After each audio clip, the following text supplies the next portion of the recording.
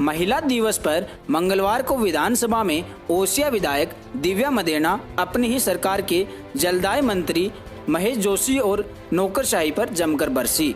पेयजल की अनुदान मांगों पर चर्चा में नौकरशाही को कटघरे में खड़ा करते हुए गंभीर आरोप लगाए और कहा कि विभाग प्रमुख सचिव चला रहे हैं। मंत्री महेश जोशी को रबड़ की स्टाम्प तक बता दिया।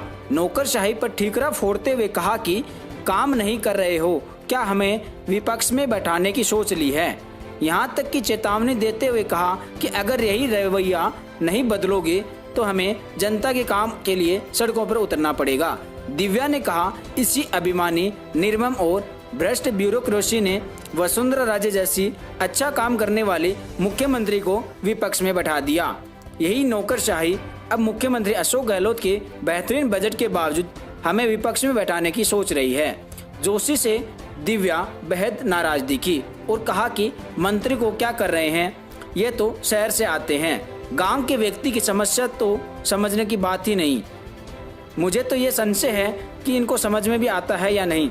वे रेगिस्तान से आती हैं, लगता है कि महसूस करना तो दूर की बात है, ये तो रेगिस्तान के व्यक्ति की समस्या जानते भी नहीं होंगे, इससे भी संशय लगता है। वहीं पर दिव्या ने आगे कहा, अपने विधानसभा क्षेत्र का जिक्र करते हुए कि रातों रात मुख्य अभियंता को जयपुर से निर्देश दिए जाते हैं कि तकनीकी स्वीकृति के लिए फाइल तैयार करें। जब फाइल के लिए मुझे पूछा जाता है तो मुझे ये बोला जाता है कि ऊपर से निर्देश हैं, आपको नहीं बताना है। मेरी विधानसभा में मेरे मुख्य अभियंता मुझे ही नहीं बताएंगे, क्या मैं आईएएस की सदस्य हूँ। वहीं पर दिव्या ने अन्य राज्यों का जिक्र करते हुए कहा कि जल जीवन मिशन में दूसरे राज्यों के मुकाबले राजस्थान की स्थिति खराब बताई गई है।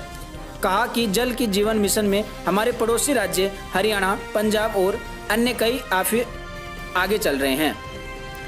इन राज्यों में 80% से ज़्यादा अधिक काम हो चुका है, लेकिन राजस्थान में 11 से 20% ही काम हुआ है। ऐसे में 2024 तक 100% का लक्ष्य कैसे हासिल होगा, इसको लेकर आपकी क्या राय है। दिव्या मदेरणा ने जल्द ही जीवन का मिशन के लेकर जो विधानसभा में आवाज़ उठाई और मंत्री के खिलाफ भी बोला, अपनी सरकार के लिए विपक्ष में बैठी, तो इसको लेकर आप क्या कहना चाहोगे, आप हमें